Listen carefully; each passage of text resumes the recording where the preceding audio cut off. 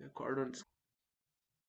Pessoal, muito boa noite. Hoje, dia 14/12, mais uma aula de fundamentos de usinagem, dando continuidade ao que nós estávamos vendo ontem, a parte de fresagem, e hoje entraremos em furação. Quero trazer alguns vídeos de furação de plataforma offshore, diversos tipos de usinagem também, né? Ah, a nossa prova vai ser sexta-feira. Caso alguém não consiga, por trabalho, alguma coisa, eu vou fazer uma segunda prova, porque duas pessoas já pediram que estão em manutenção. Mas de preferência já fazer a prova com todo mundo junto, melhor. E quinta-feira eu faço uma revisão de todo o conteúdo, né? Vou selecionar as matérias que eu acho mais importante e vamos tocar a ficha. Aqui é a ementa do nosso conteúdo, continuando. Ah, continuando a parte de perfilação, nós temos algumas superfícies perfiladas. E aqui eu trago para vocês a forma que nós podemos obter essa forma de perfilação, né, de perfilação com fresamento. Uma na figura B, uma no sentido anti-horário ou uma no sentido horário, com dois mancais e dois rolamentos diferentes. Assim, essa parte aqui vai fazendo o desbaste, no caso, né?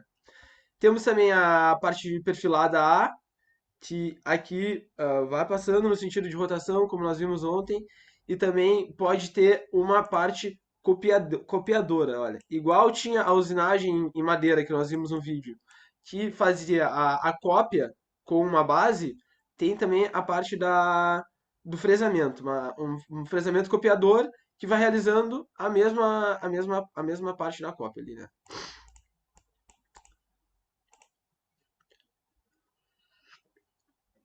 A título de conhecimento, trago alguns tipos de fresadoras para vocês. Tem a horizontal, a vertical, a fresadora de portal. A fresadora acho que não tem lá na escola, mas o torno tem. O torno eu quero usar com vocês. Acho muito importante pro técnico, né? Quando nós voltarmos. E depois tem a fresadora paralela, a universal, a fresadora de mesa circular, a fresadora copiadora. Alguns tipos de fresas eu trago também. E o primeiro videozinho aqui que eu trouxe, acho que é alguma coisa sobre fresamento. Fresamento concordante.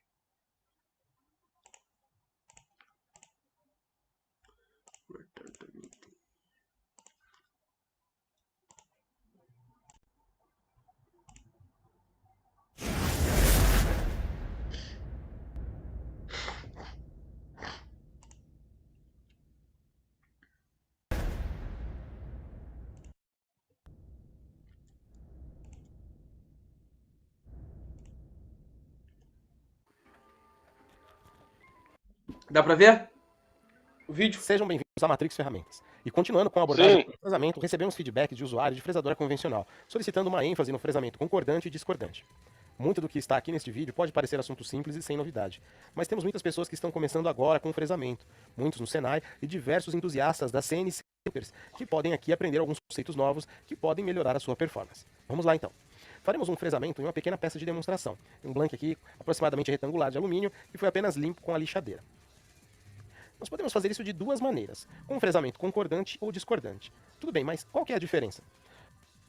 Vamos falar da concordante, que é quando você avança a peça na direção da rotação da fresa, que está girando no sentido horário.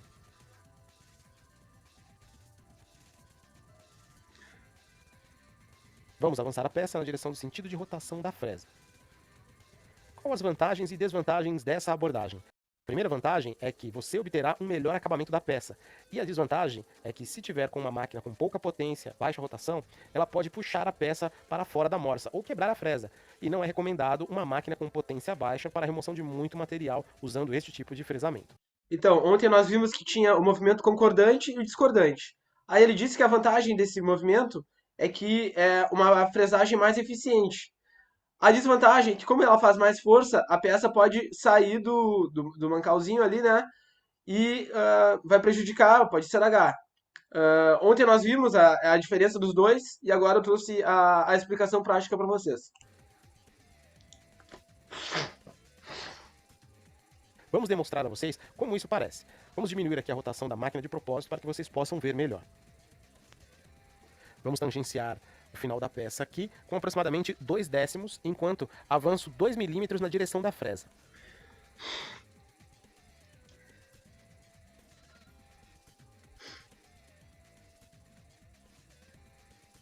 Dá para ver o material sendo puxado e a hélice mordendo a peça. A folga do varão da máquina permitindo a fresa puxar a mesa. Dá para ver que a máquina não se importa em puxar a peça e a mesa. E se eu estivesse fazendo isso com uma fresa menor ou uma fresadora menor, isso me causaria problemas. Essa é uma desvantagem, considerando a potência da máquina nesse tipo de operação.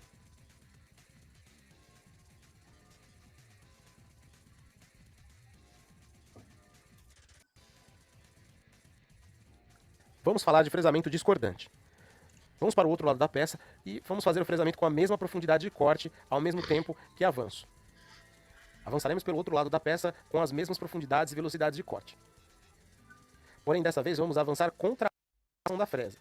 E como podemos perceber, não há nenhuma vibração, como na passagem anterior. O que está acontecendo é que a fresa está tentando empurrar a peça, mas ele não consegue, pois está indo contra a folga da máquina, restringindo o movimento. E isso é o que você deve fazer se tiver uma fresadora mais leve, mais simples, sem potência. Isso é chamado de fresamento discordante.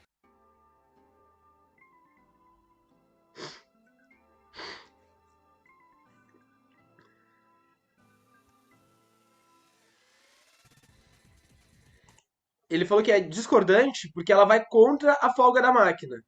E concordante é quando ela vai a favor da folga da máquina. E também tem menor vibração esse movimento de ir contra a folga da máquina. Ok? Vamos colocar uma velocidade na fresa nessa operação. Em torno de umas 500 RPM já está bom. Ok? Vamos finalizar isso numa velocidade apropriada. Percebam que o acabamento ficou bem ruim e os cavacos ficam colados na peça. Vamos limpar essa face toda para observar melhor.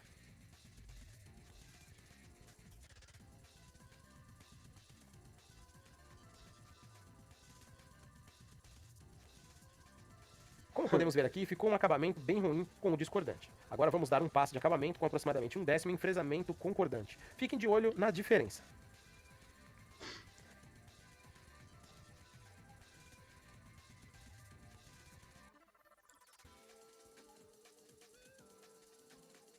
Certo, essa é a diferença em corte concordante. Ficou um acabamento bem legal. Geralmente o que eu faço é um passo de desbaste e depois eu faço o acabamento em corte concordante para que a peça fique com um aspecto melhor.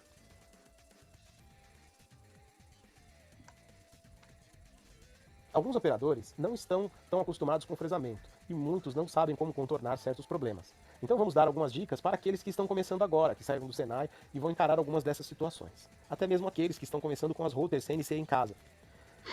Sabendo que muitas vezes, de acordo com a estratégia de fresamento, é importante estar ciente da folga da máquina e, se for possível, corrigir a folga, ou mesmo modificar a sua estratégia para evitar que a peça solte ou seja mordida pela fresa.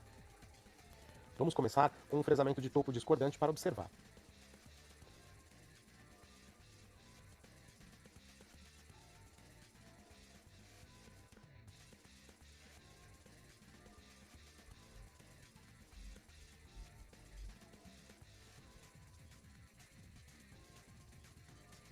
Agora, vou fresar usando um corte concordante, seguindo para o mesmo lado da peça na outra extremidade.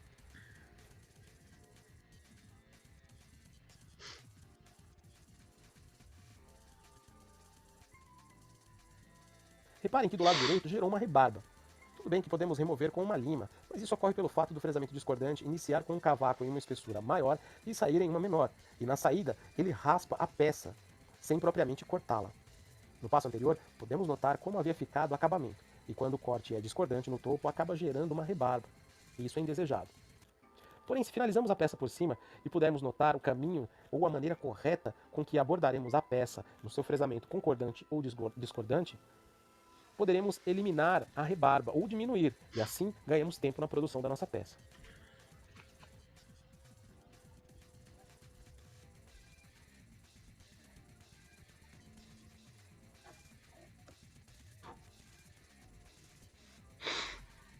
Finalizando a peça por cima, podemos notar que fazendo um caminho de maneira correta, nós poupamos trabalho eliminando a rebarba e ganhamos tempo. Se gostou do nosso vídeo, não se esqueça de assinar o nosso canal e deixar aquele like. Isso ajuda muito na relevância do canal. Deixe o seu feedback, sugestão, entre em contato pelas nossas redes sociais, que estão aparecendo no canto. Um videozinho.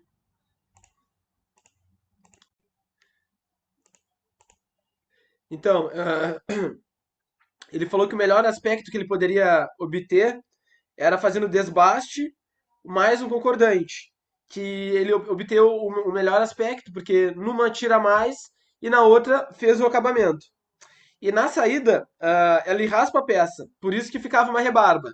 E ele indicou utilizar a lima para fazer o acabamento superficial. Trouxe para vocês uns tipos de fresas. Sempre gosto de lembrar que os dentes das fresas, elas, a cada vez que um passa, o compasse do outro vai retirando material e com isso não aquece tanto a ferramenta. E também o desgaste é menor. Por isso que eu acho que o fresamento é um tipo muito inteligente de usinagem a ser feito. Aí depois nós temos as fresas com insertos, as fresas com dentes postiços, as fresas cilíndricas, as fresas de disco e a fresa angular. Furação. Tem mais um vídeo. Um vídeo na aulinha.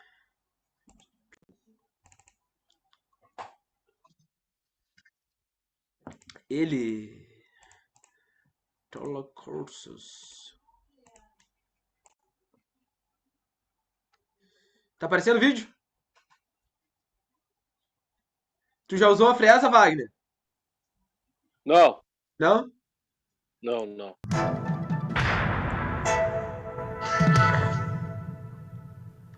Atenção! Vai começar agora uma teleaula de processos de fabricação do curso profissionalizante. Este módulo tem um total de 80 aulas. Hoje você vai assistir a teleaula número 43. Bons estudos!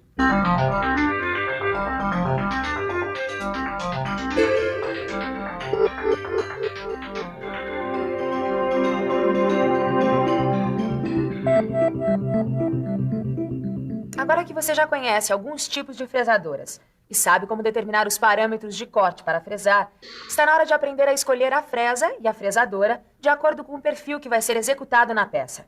Vamos começar aprendendo a fresar superfícies planas. Na teleaula de hoje você vai aprender a fresar superfícies planas.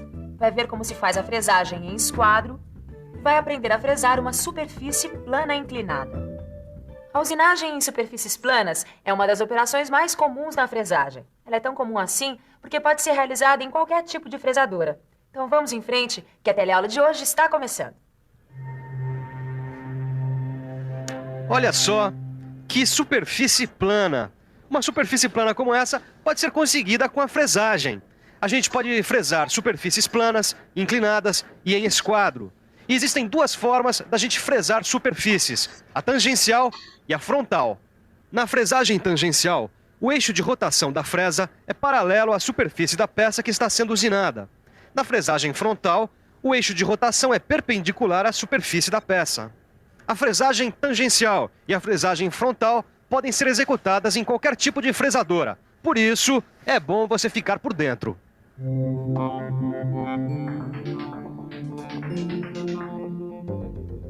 A fresagem tangencial pode ser feita em fresadora horizontal ou em fresadora vertical.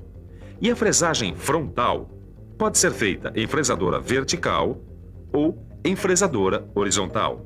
Bom, Silva, já vi que hoje vamos botar a mão na massa, né? É, tem razão. E vamos começar vendo a fresagem simples em superfícies planas. Bom, a primeira coisa que a gente tem que fazer é conseguir as especificações da peça que a gente vai usinar. E a outra coisa é escolher a fresa correta, dependendo do tipo de material da peça. É isso aí, Tito. Olha só, eu posso dizer que é uma peça de ferro fundido de 50 por 50 milímetros e dureza de 240 HB. Ah, e a gente tem uma fresadora horizontal. Isso eu me lembro muito bem. A gente viu na primeira teleaula, não é mesmo, Caio? Bom, se eu quiser usinar um ferro fundido com dureza de 240 HB, a fresa recomendada é a do tipo H. A gente também tem que relacionar a fresa ao tipo de trabalho que ela vai realizar. A fresa cilíndrica é a mais indicada para fresar superfícies planas em fresadoras horizontais. Ô Silva, Oi. se a gente vai fazer uma fresagem tangencial, uma superfície plana como essa peça aqui, por exemplo, e usando uma fresadora horizontal como essa que a gente tem, eu queria saber que tipo de fresa a gente vai ter que usar. A fresa cilíndrica para mandril com chaveta longitudinal, porque ela vai permitir uma fixação mais rígida à máquina. No nosso caso, nós vamos usar uma fresa com 60 milímetros de diâmetro e 8 dentes. Agora, se a largura da fresa não for suficiente para usinar toda a largura da peça, a gente pode montar 2 ou mais fresas. Uma com hélice à direita e outra com hélice à esquerda. Agora que a gente já sabe que fresa usar, temos que decidir como fixar a peça. Para isso, precisamos levar em conta o perfil da peça e o esforço de corte que ela sofre. A peça pode ser fixada em morsa, pode ser fixada sobre a mesa, com aparelho divisor e fixada em cantoneira. Não esqueça que no movimento discordante, o esforço de corte tende a arrancar a peça do dispositivo onde ela está fixada.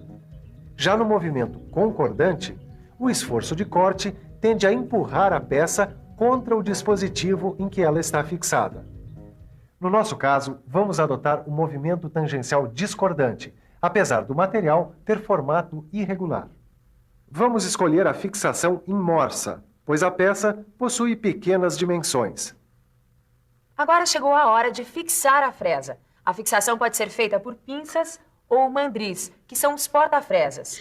Os mandris dispõem de hastes com cones do tipo Morse ou ISO. O cone Morse é fixado por pressão e deve ser usado para trabalhos em que a fresa não seja submetida a grandes esforços.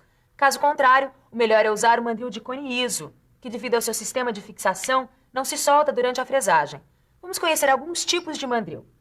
Mandril para fresa com furo rosqueado. Mandril para fresas de hastes cônicas. Eixo porta-fresas com haste longa. Eixo porta-fresas curto ou mandril porta-fresas. E mandril porta-pinças. No nosso caso, vamos usar o eixo porta-fresas do tipo haste longo, porque ele é mais adequado à fresa cilíndrica com chaveta longitudinal que nós selecionamos para trabalhar. O mandril escolhido garante menor vibração da ferramenta durante a usinagem, o que melhora o acabamento. Bom, agora só falta determinar os parâmetros de corte. E Caio, você se lembra como a gente determina os parâmetros de corte? Claro, Tito. Olha, a primeira coisa a determinar é a velocidade de corte. É isso mesmo. Anota aí. A profundidade de corte é de 5 milímetros. A dureza do material é de 240 HB. E o material da fresa é o aço rápido. Bom, com esses dados, a gente olha na tabela de velocidade de corte e vê que ela tem que ser de 12 a 18 metros por minuto. Deixa que eu calculo o RPM. Ó, usando o valor médio encontrado nessa tabela e esta fórmula aqui, acho que a gente chega lá, Caio. Dá uma olhada. Deu aproximadamente 85 RPM. Só que a máquina dispõe de rotação 90 RPM. Eu acho que é essa que a gente vai usar. Agora a gente calcula o avanço da mesa. Mas para isso, a gente vai precisar do avanço por dentro da fresa que está aqui nessa tabelinha aqui. Ah, 0,2 de milímetro por dentro. É isso aí. Muito bem, com esses dados já é possível calcular o avanço da mesa, que é de 144 milímetros por minuto. Mas nós vamos usar 125 milímetros por minuto, porque é o que a máquina dispõe. Depois de fixar a peça e a fresa na máquina, a gente determina os parâmetros de corte, regula a máquina e aí começa a usinar. Até que foi fácil. Pois então preparem-se que agora a gente vai ver fresagem em esquadro. Quando duas superfícies formam um ângulo reto, olha aqui, a gente costuma dizer que elas estão em esquadro. Fresar em esquadro significa fresar uma superfície a 90 graus em relação a outra. Quer dizer que para fresar esta superfície, a gente usa esta outra como referência. Bom, então qual é a diferença entre fresar uma superfície plana, como a gente fez, e fresar em esquadro? A diferença é que agora a gente vai tomar uma superfície já usinada como referência para usinar as outras. Bom, você vai mostrar pra gente como é que faz, né, Silvão? Claro. A primeira coisa a fazer, Caio, é escolher o tipo de fresa.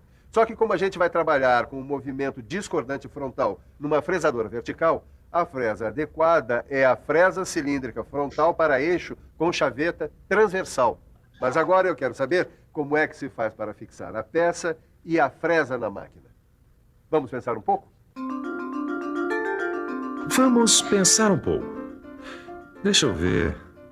Na fresagem de superfícies planas, o meio ideal de fixar a peça é a morsa.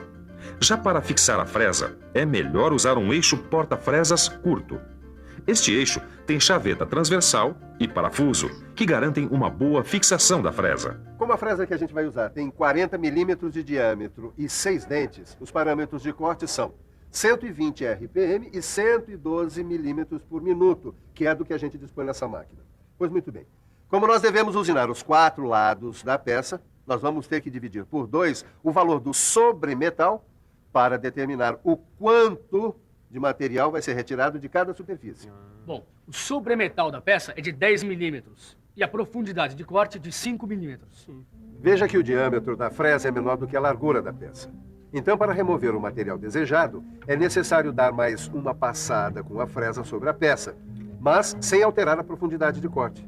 Para isso, é só deslocar a mesa no sentido transversal ao seu avanço. Bom, agora que a gente já escolheu o tipo de fresa, sabe como fixar e como fazer o desbaste, o que a gente está esperando para fazer a usinagem? Tá certo, então vamos lá. Primeiro fixamos a peça à morsa. Escolhemos a superfície com formato menos irregular para apoiar contra o mordente fixo. Fixamos a superfície com a ajuda de um rolete e usamos calços para assentar bem a peça. Agora começamos a usinagem da primeira superfície, que vai servir de referência para as outras. Depois, retiramos a peça da morsa para limar as rebarbas. Colocamos outra vez a superfície de referência em contato com o mordente fixo da morsa e usinamos a segunda superfície, em esquadro com a superfície de referência. Depois, retiramos as rebarbas e, com a ajuda de um esquadro de luz, verificamos se a superfície está perpendicular à superfície de referência. Agora, usinamos a terceira superfície, mas sem esquecer que a superfície de referência deve estar encostada no mordente fixo. Depois de limpar as rebarbas, usinamos a quarta superfície. Já que eu estou consertando a fechadura aqui da minha oficina, deixa eu mostrar uma coisa. A lingueta da fechadura é resultado da fresagem de superfície plana inclinada. Uma superfície plana inclinada pode ser fresada pela inclinação da morsa, pela inclinação da mesa ou pela inclinação do cabeçote. Nesse tipo de fresagem, a gente tem que fazer o alinhamento da morsa ou da peça no sentido de deslocamento da mesa. A gente tem que fazer o alinhamento porque, como a superfície é inclinada, se a mesa não avançar paralelamente à superfície de referência da peça, a tendência é o chanfro sair desalinhado. Essa é a peça em ferro fundido que você viu sendo fresada em esquadro pelo Silva. Já que ela está com os 4 lados usinados, eu vou aproveitar para fresar uma superfície inclinada a 45 arestas. Vamos ver de perto?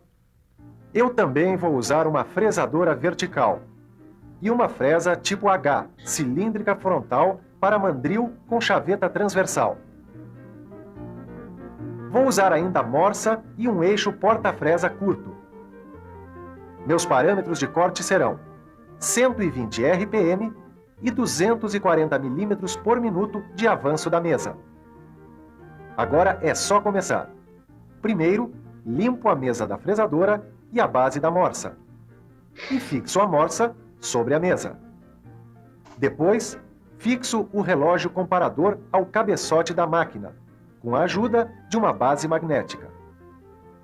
Coloco a ponta do relógio comparador em contato com o mordente fixo da morsa e movimento a mesa da fresadora, até que o ponteiro do relógio comparador gire pelo menos uma volta completa. Movimento a mesa manualmente ao longo do mordente fixo da morsa. Fico de olho no ponteiro do relógio, para ver se a morsa está mesmo alinhada. Se for preciso corrigir o alinhamento, solto os parafusos de fixação da morsa e giro-a no sentido inverso ao erro, até que o relógio comparador indique uma variação próxima a 0. Agora é só inclinar o cabeçote da fresadora em 45 graus e usinar. Antes de alinhar a peça, confira se a superfície de alinhamento foi previamente usinada. E antes de dar uma olhada no seu livro de estudos, confira na revisão se você não perdeu nada da teleaula de hoje. E atenção, se liga aí que é a hora da revisão. Na teleaula de hoje, você viu que existem 2 formas de fresar superfícies: a tangencial e a frontal. Viu como se faz a fresagem simples de superfícies planas. Viu também como se faz a fresagem em esquadro. E, finalmente, você viu como se faz a fresagem de superfícies inclinadas. Hoje você conheceu algumas operações de fresagem. Então o melhor que você tem a fazer é dar uma boa revisada no seu livro de estudos e resolver os exercícios. Olha, não deixe nenhuma dúvida para depois, porque a próxima teleaula tem mais. Até lá! Muito bom.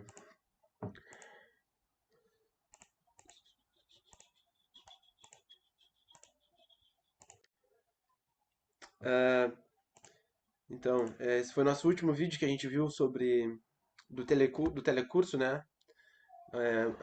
Mostra uma prática bem ali, com uma teoria boa. Adoro os vídeos deles. Eles começaram falando ali sobre a fresa horizontal e a relação da dureza que nós temos com o tipo do material. Dureza de 240 Rockwell B. Lembra que nós vimos as medidas de dureza na disciplina passada? E também ele relacionou com o vídeo que nós vimos ontem do próprio telecurso, que falava que cada fresa é para um tipo de material, dependendo da dureza do material. Aí ele falou no tipo H, o tipo W e o tipo R. Essa de 240 HB é utilizada para o tipo H. Mostrou a fresa cilíndrica para usinar superfícies planas. Pode montar as fresas para usinar, caso não dê. Então, eu quero realizar a fresa naquela superfície. Caso o material que eu tenha não seja possível, eu posso unir uma fresa a outra com os ângulos inversos e realizar o procedimento. Eu posso fixar na morsa, na mesa ou na cantoneira.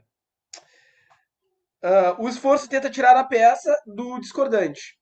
Então, a peça tem que estar bem presa, porque como a ferramenta está fazendo o movimento para retirar, caso não esteja bem fixa a peça, ela faz tanta força que vai arrancar a peça dali.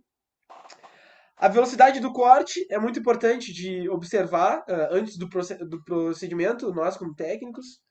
A dureza do material nós temos que reparar também, e o avanço que vai ter na mesa, né? Porque tem um avanço da mesa daquela parte do material. E fresar em esquadro significa que tu vai tirar a mesma parte daqui, tu vai tirar do lado da peça. Por isso que é esquadro, porque é em 90 graus certinho. Significa que vai tirar toda a parte, toda a usinagem ali, de todos os lados. Continuando, começando agora a furação. Alguma dúvida? A furação é um processo de usinagem onde o movimento de corte é principalmente rotativo. E o movimento de avanço, ele está na mesma direção, perpendicular ao avanço da peça, né? Aí mostra a broca ali entrando conforme vai realizando a rotação. Aqui, 1000 a.C., uma furadeira arco egípcia. Aqui a broca helicoidal. Para baixo, nós temos o vetor. O vetor, velocidade, velocidade. Para a direita, velocidade de corte. Embaixo, velocidade de avanço. E temos o movimento efetivo, que é a soma dos dois vetores. Se vocês perceberem, em todos os processos de usinagem que nós tivemos, foi apresentado os vetores de movimento de corte, movimento de avanço e movimento efetivo. Isso é muito importante quando nós estamos estudando a usinagem, para saber para onde que está indo a força, para onde que está indo o avanço e para onde que vai ser o maior desgaste daquela peça com aquela ferramenta. Dois tipos de brocas primitivas, a broca colher e a broca plana. Título de curiosidade. Temos também a furação em cheio, a furação com pré-furo, alargamento cilíndrico e o alargamento de perfil. Reparem nas ferramentas. O alargamento, ele tem essa forma mais cônica. Desculpa. E o alargamento cilíndrico, ele é mais em forma de cilindro mesmo. Temos algumas propriedades da broca helicoidal, como o comprimento do gume, a guia, o comprimento de ponta, o diâmetro da broca, o comprimento total, o comprimento de haste. Isso tudo é muito importante, a depender do material, a depender da força, da velocidade que nós utilizaremos. Comprimento da hélice, comprimento total, comprimento da haste.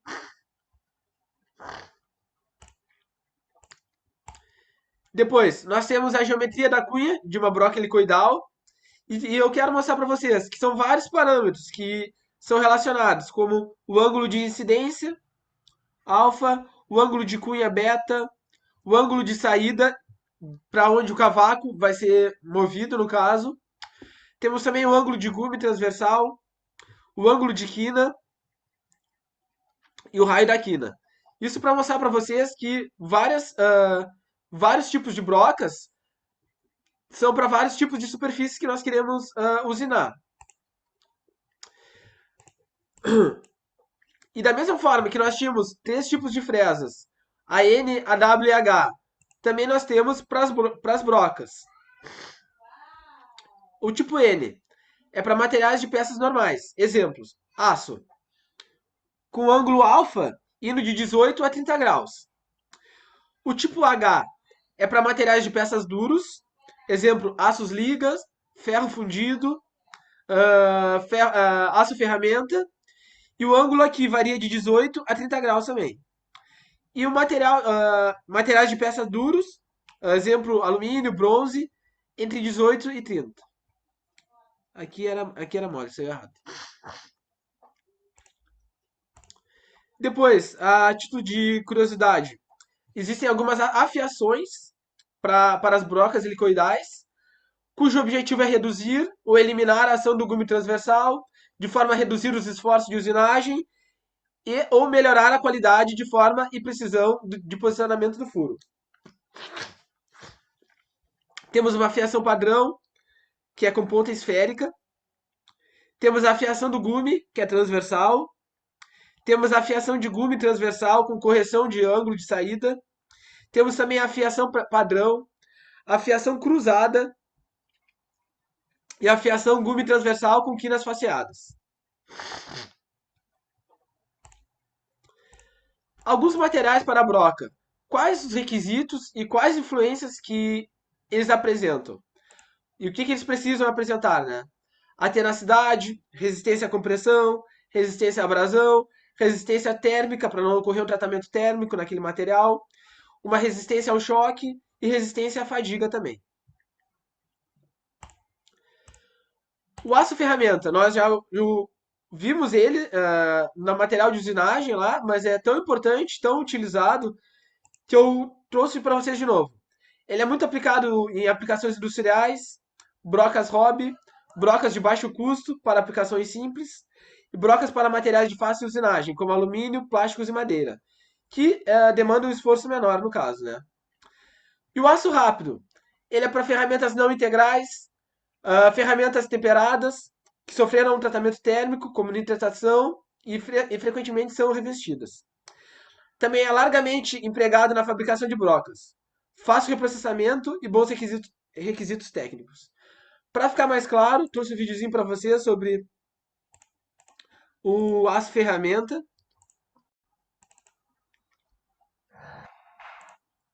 Aço ferramenta é o que eu estou utilizando no meu projeto de mestrado. Tem muitas aplicações. Entrou mais gente. Quem entrou?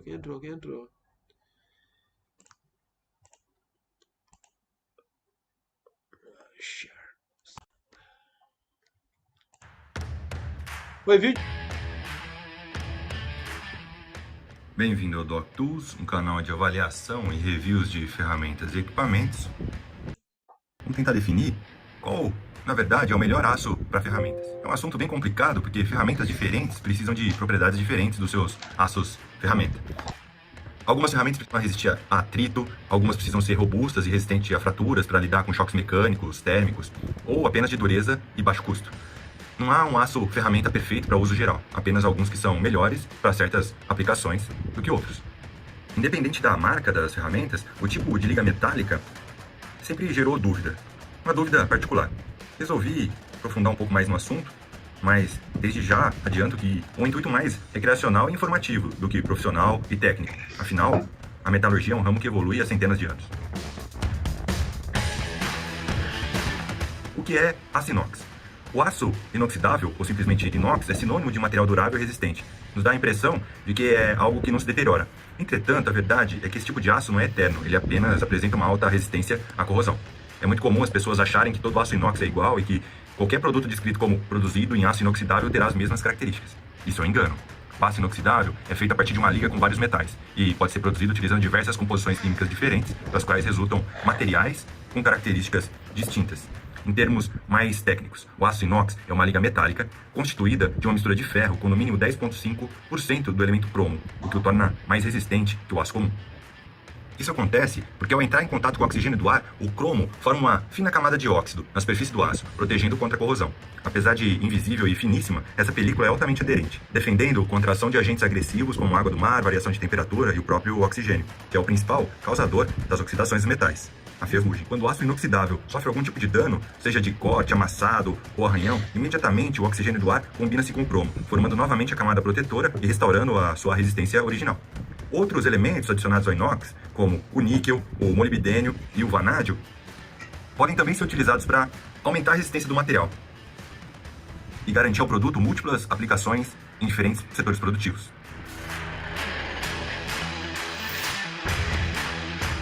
São os elementos de ligação. O aço feito apenas com ferro e carbono é chamado de aço carbono. Ele oxida, não é considerado uma liga de aço.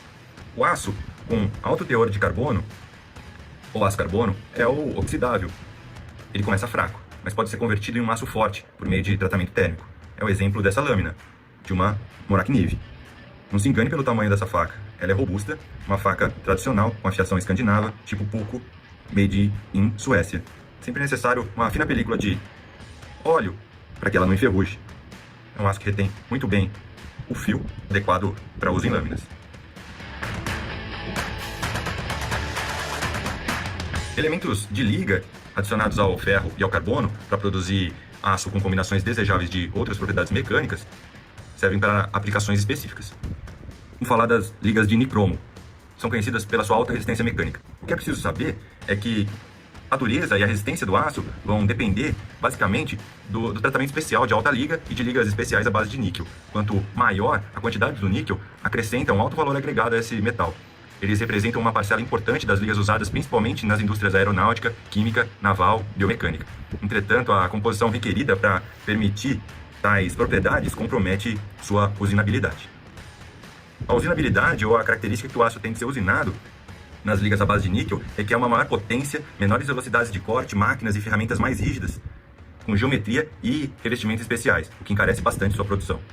Esses são alicates de cromo-níquel, steel grip, de 7 e 8 polegadas. Eles têm uma construção bem robusta, um acabamento em aço escovado, não tem um fechamento completo dos mordentes, estão num preço super acessível, bom custo-benefício, e eu vou deixar o link na descrição. Ele ainda tem um puxa-cabos, muito parecido com o que a Stanley faz na sua linha de alicates. Ótima pedida, ferramentas de baixo custo e ótima qualidade em sua forja. Chegou a hora de falar do cromo molibdênio, também conhecido como CRMO, e do cromo vanádio, CRV. São o nome de duas famílias de aço usadas amplamente na fabricação de ferramentas manuais. Afinal, qual o melhor? Quando adequadamente fabricados e tratados termicamente, eles são quimicamente quase idênticos, têm desempenhos semelhantes. As ligas de cromo vanádio, elas não necessariamente são iguais. Desse lado, um alicate da Ferve. Uma linha Hobby, apesar de algumas certificações, é um alicate infinitamente inferior, nos pequenos detalhes de construção, a um alicate da Gedore, da linha J, fabricados na Áustria, certificados até 1000 volts. Eles não apresentam a certificação VDE, mas eles têm a mesma construção e o cabo idêntico, com um custo acessível, dependendo da oportunidade que você tiver. É uma linha que eu recomendo. Eles têm uma liga que a Gedore chama de Gedore Vanadium. Ela não abre amplamente as características e porcentagens do aço, mas a mesma liga, os mesmos elementos químicos produzem ferramentas de aplicação e construção totalmente diferentes. A Sociedade Automotiva dos Engenheiros, ou SAE, ela classifica os aços cromo-molibdênio seguindo o padrão 4. Por exemplo, o aço 4140 é um aço cromo-molibdênio comum com 0,40% de carbono. Já o cromo-vanádio, que a gente vê mais normalmente nas ferramentas, ele segue o padrão SAE 6. Quer dizer, o aço 6150 é um aço cromo-vanádio comum com, por exemplo, 0,50% de carbono. Dureza e força. A dureza das substâncias é um atributo físico, indispensável para qualquer aplicação que uma ferramenta vai se prestar a ter. Baseada na medida, ela é classificada por um sistema conhecido como escala de dureza de Rockwell. O cromo-vanádio molibdênio, ele é designado como uma dureza de 41 a 55. A avaliação da dureza no método Rockwell, ela mede a profundidade que uma certa carga determinada vai penetrar sobre o aço em questão. Quanto maior a penetração, menor a sua dureza. O cromo-vanádio molibdênio é estruturalmente forte, sua resistência permite lidar com grande fadiga e desgaste. Produzidos com o mesmo cuidado e endurecidos em níveis semelhantes, o cromo-molibdênio e o cromo-vanádio têm propriedades mecânicas muito semelhantes. Na verdade, eles são quase que idênticos quimicamente. Portanto, não dá para dizer que um é melhor que o outro. A diferença metalúrgica também é insignificante nessas aplicações. Às vezes, as ferramentas cromo-molibdênio custam mais que as ferramentas cromo-vanádio. Mas é uma prática comercial que não encontra muito substrato na ciência. A diferença do custo normalmente não ocorre porque um aço é melhor que o outro, e sim porque um está mais disponível que o outro nas grandes forjas. Resumindo, os tipos de aço, eles têm características específicas. Os de cromo-níquel podem atingir uma dureza espetacular, que vai subindo o valor agregado da liga metálica. No geral, são ferramentas muito resistentes e que podem ser adquiridas por preços bastante em conta. As ligas de cromo-vanádio podem exibir uma ampla gama de fabricantes e qualidade de fabricação. Cromo-vanádio e molibdênio geralmente mantêm as mesmas características, desde que construídos de uma forma adequada. Eu vou deixar as especificações das ferramentas na descrição do vídeo.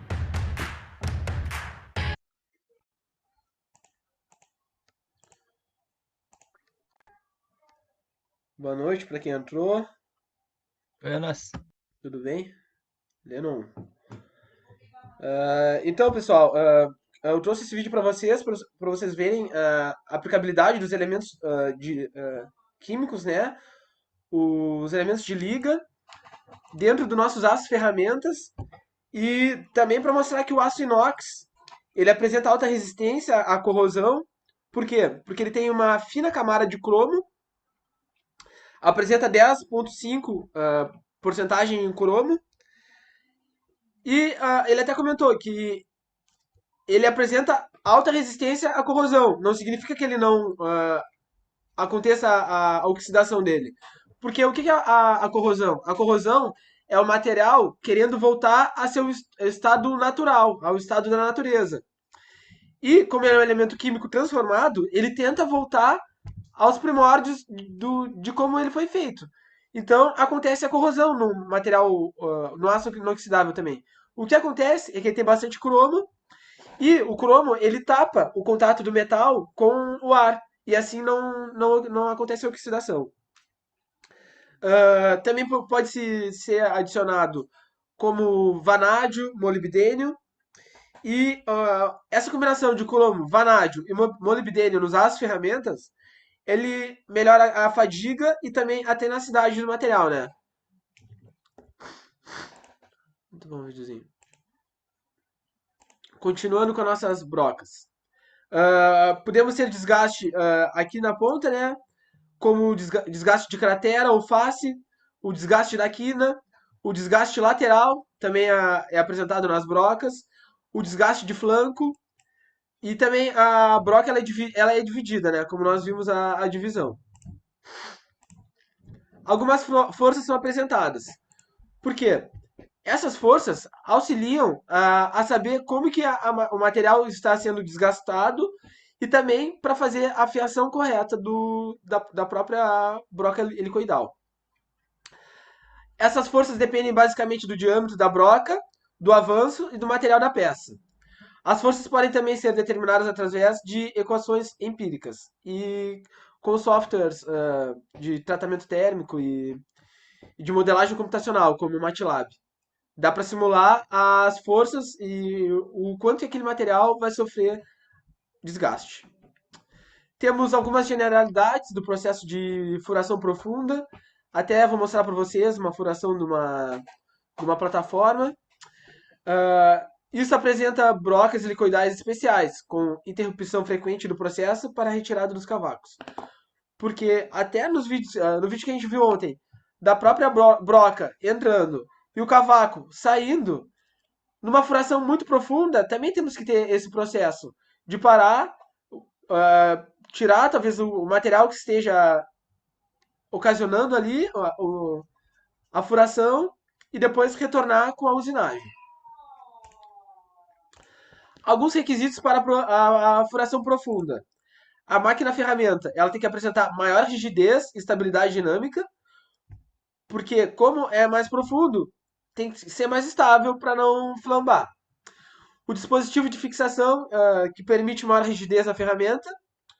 Um fluido com alta pressão para extração de cavaco e refrigeração do gume, porque caso o gume entre em colapso com sua temperatura de alcalinização, pode ocorrer um tratamento térmico no material. E as brocas específicas para grandes relações L sobre D.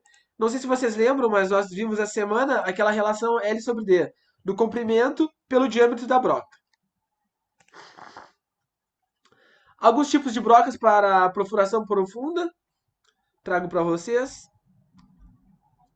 Reparem no cabo da haste, algumas menores. Algumas brocas de canais retos. Vou aumentar aqui.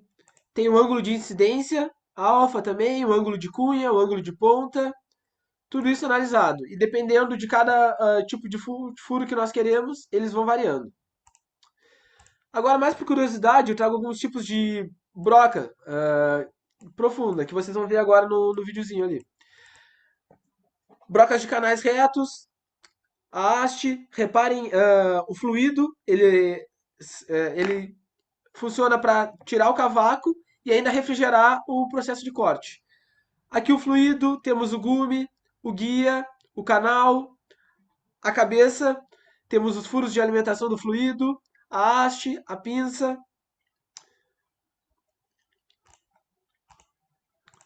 Temos a broca canhão, com gume único. Temos também a broca ejetor. A título de curiosidade mesmo. Reparem na saída do cavaco, o fluido. Já é muito mais tecnológico esse processo. E quais fatores que influenciam a qualidade e a precisão do furo? Da mesma forma que nós vimos lá na usinagem, no torno, também é necessário para o próprio furo, né? Os erros geométricos lá da metrologia, temos que estar cientes do que nós iremos obter. Os erros dimensionais, o posicionamento, a forma, a circularidade, processo, a peça, a ferramenta, a máquina, a precisão, a experiência do próprio técnico, né? Tudo isso é levado em conta.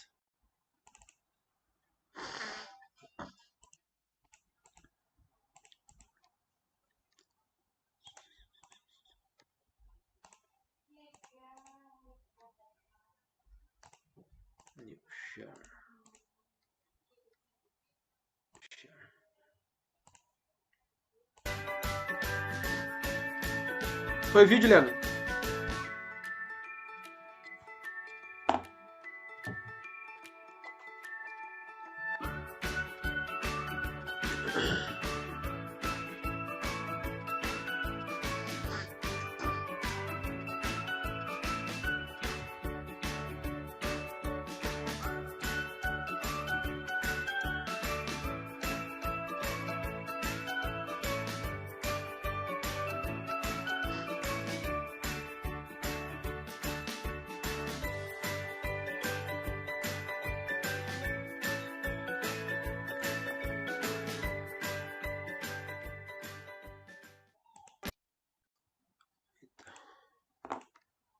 Mais um.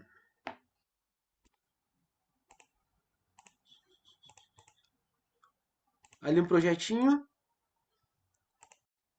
Quero fazer no SolidWorks também algumas peças, alguns projetos com vocês, mas aí tem que levar o computador.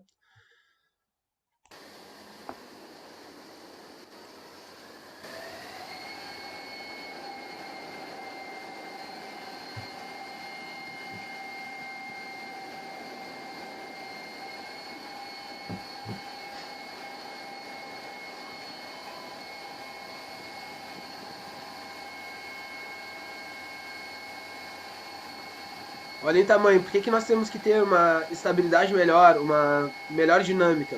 Porque não pode flambar lá embaixo.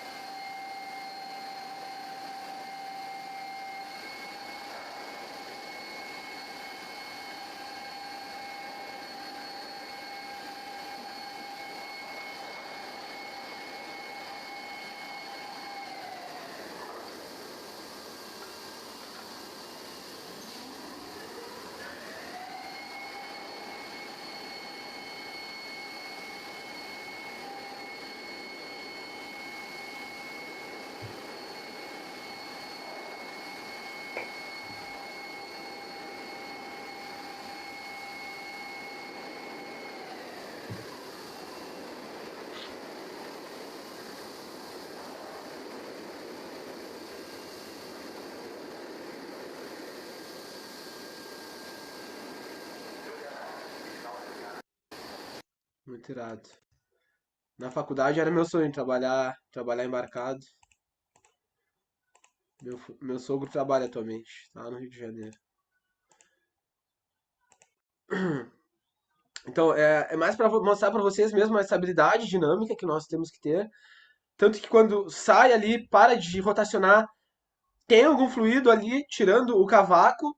Tem um processo de sucção também. O cavaco, no caso, seria areia, né? Ou todas aquelas pedras, todo aquele material que tem. E tanto que vem uma máquina, agarra para fazer a firmeza da peça ali, para retirar e para realizar a usinagem. Seria algum dos fatores que influenciam a qualidade e precisão do furo, né? Podemos fazer cônico, abaulado, côncavo, inclinado, com rebarba, curvo.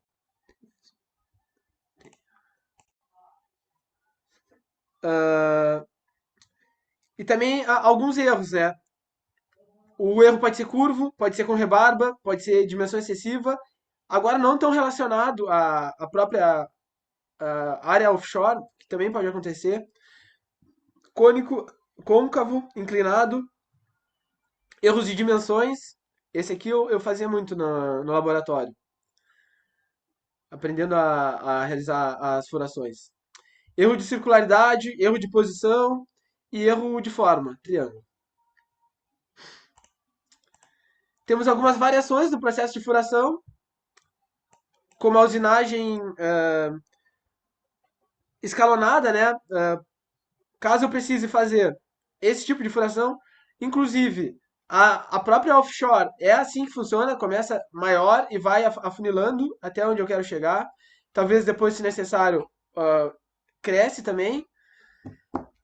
E no rebaixamento, a usinagem não é feita em material maciço, ocasionado em rebaixamento de alargamento de um furo cilíndrico, rebaixamento plano de uma superfície cônica ou de uma superfície perfilada, rebaixamento combinado de uma superfície cilíndrica e uma superfície de topo. Isso que está mostrando uma parte cilíndrica com topo e vai diminuindo. Temos outras formas de rebaixamento, rebaixamento com ponta ou escariador, rebaixamento com guia, rebaixamento escalonado, mais a título de conhecimento para vocês mesmo.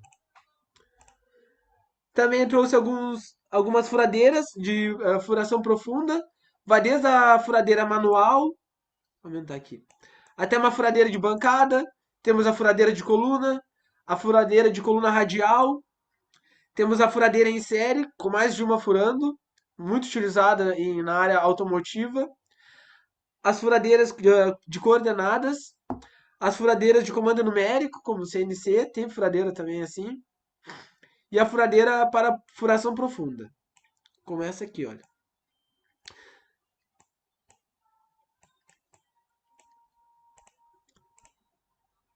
Temos a pinça estacionária, a pinça push-out, com esses 3 agarres, e a pinça drawing.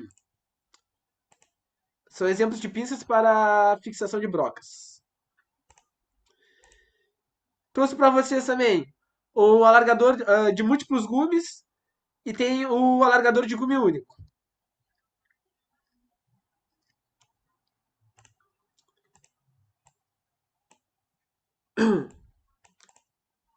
Quanto à fixação, temos a haste cilíndrica e a haste cônica.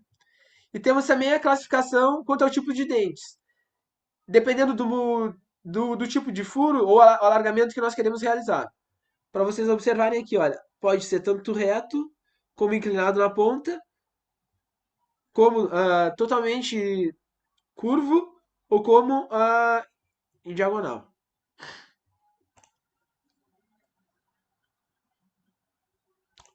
Já passa outro vídeo. Temos alargadores manuais. Os manuais têm chanfro na entrada maior e de menor inclinação.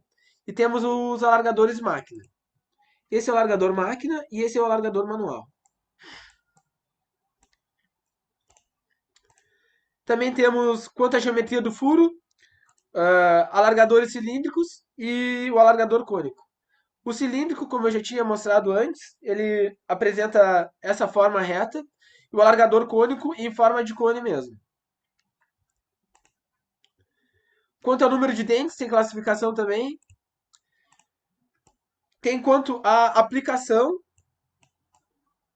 Se caso nós queremos realizar um furo passante, furos passantes com velocidade maior que 1, para materiais com cavaco curto, furos cegos profundos, vários tipos. A título de curiosidade também, temos o rosqueamento com cabeçotes automáticos, o A com pentes radiais, o B com pentes tangenciais, o C com pentes circulares, caso nós queremos fazer o rosqueamento mesmo. Aqui, essa eu achei muito legal, o fresamento com rosca. Aquela mesma parte da fresa que nós vimos e estudamos, nós podemos obter o cabeçote basculado no ângulo de avanço da rosca.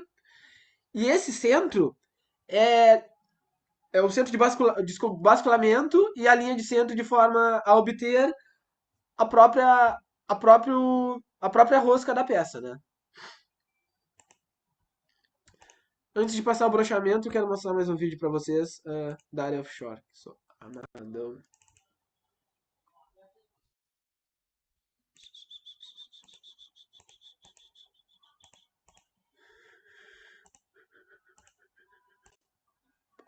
Eu sou o Anderson Cunha e no vídeo de hoje vou falar sobre o início da perfuração de um poço de petróleo. A perfuração de poços, que pode ser terrestre ou marítima, é dividida em várias fases e essas fases devem ser bem planejadas. E para isso é necessário elaborar um projeto de perfuração do poço. Nesse projeto são detalhados uma série de dados referentes à perfuração.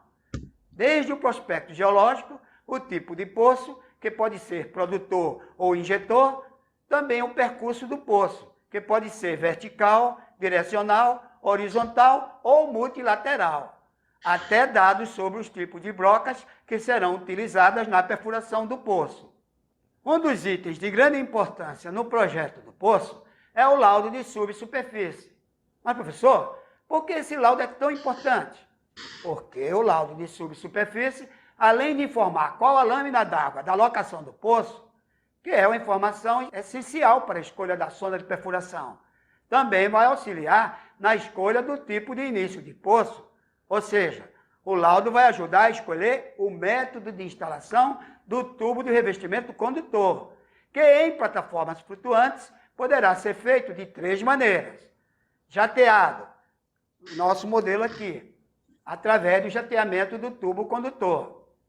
Cimentado, o nosso segundo modelo aqui, através da perfuração com alargador e posterior cimentação do condutor. Ou cravado, que é o nosso terceiro modelo aqui, com a cravação do tubo condutor com base em torpedo. Então, pessoal, vamos supor que o laudo de subsuperfície informa que o solo da locação que será perfurada é argiloso. Geralmente é encontrado em regiões de maior lâmina d'água. Então, podemos utilizar o método de jateamento do condutor ou a cravação do condutor via base torpedo. Porém, se o laudo informar a presença de calcários e arenitos nas formações superficiais, geralmente são encontrados em regiões de menor lâmina d'água. A formação deverá ser perfurada com alargador e, em seguida, o revestimento condutor deverá ser cimentado. Pessoal, só após um estudo de viabilidade técnica e econômica e a aprovação do projeto, a plataforma de perfuração se desloca para a locação e a equipe inicia os trabalhos. Então é isso, pessoal. Se gostou do vídeo... Muito bom. Então, para mostrar para vocês que nós temos 3 tipos de furação, a vertical, a horizontal e até a lateral. Pode ser crivado ou cimentado. Cimentado reveste com cimento, que aí a perfuração fica mais fácil e até para colocar o fluido de corte e para retirar o cavaco ali, a areia, o fluido interno, né? E agora começando mais uma etapa de usinagem, que é o broxamento, broxaemento ou brochagem. É um processo de usinagem onde a remoção de material da superfície de uma peça ocorre de forma progressiva, pela ação ordenada de gumes de corte, disposto em série, cada qual disposto em uma profundidade de corte escalonada e ferramentas multicortantes. Como mostra aqui, olha. A primeira tira, aí depois a segunda vai tirando e a terceira vai tirando também. É um exemplo de broxamento. A superfície de referência nós temos a mesa, temos o movimento de corte. Esse é um exemplo de broxamento interno, olha. A própria brocha aqui, a montagem, temos o diâmetro do furo e aqui alguns exemplos de geometrias geradas pelo broxamento interno. Então, quando nós precisamos gerar algum tipo de superfície específica, o broxamento é muito recomendado. O A mais circular, o B quadrado, sextavado, vários tipos. Achei bem interessante essa parte também. Alguns exemplos de peças usinadas para o broxamento externo que nós podemos obter. Existe também a brocha de compressão, que elas são forçadas através do furo, manualmente ou por prensa. São ferramentas curtas para evitar a flambagem, comprimento máximo igual a 25 de diâmetro. São utilizadas também para brochamentos de furos cegos. Então, tem a parte do suporte e a própria parte do brochamento, que vai realizando o desbaste da ferramenta. Parecido com o que nós temos na perfuração profunda. Alguns exemplos de brochas giratórias. A geometria dos dentes das brochas. Temos essa parte do flanco. Temos o quebra-cavaco, para não ter aquele cavaco mais fino e mais largo, que às vezes é muito ruim para a própria usinagem. Temos a superfície de saída, o dorso, o gume principal e, após isso, a outra parte da ferramenta, que assim não realiza o desgaste só numa parte. Alguns exemplos de brochadeiras podem ser verticais ou horizontais. Também temos alguns processos não convencionais de usinagem. A remoção é o processo de fabricação com retirada de partículas de material de um corpo sólido, de forma não mecânica. Ou seja, pode ser térmica, química, eletroquímica, ultrassom, jato d'água. Lembra que nós já vimos o vídeo sobre o jato d'água? Temos também a eletroerosão por faísca, com o diâmetro D menor que 0,2 nessa parte, o eletrodo, o meio elétrico e a peça. E assim, com a faísca, com o choque elétrico, vai sendo removido. Trouxe mais a título de curiosidade. E temos também a laser, que ela é usada na furação, corte, soldagem, tratamento térmico superficial. Apresenta diversas vantagens, como a remoção de pequenas espessuras de material, pouca influência térmica e ruído. E é o próprio laser mesmo, químico, né? É bom porque ele tem esse próprio movimento da máquina que vai gerando o corte bem aonde eu quero. É muito utilizado na indústria naval também.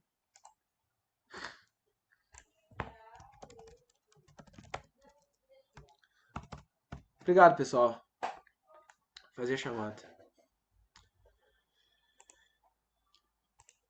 Alguma dúvida?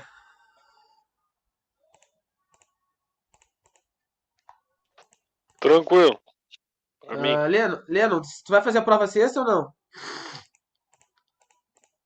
Não, prova eu vou fazer. Ah, vai? Vou ter que ver o horário certinho, professor. Fui Tá. devendo, porque teria como fazer um dia antes, alguma coisa do tipo assim? Cara, uma pessoa já pediu pra fazer depois, então teria como fazer depois. Só que eu vou fazer outra prova.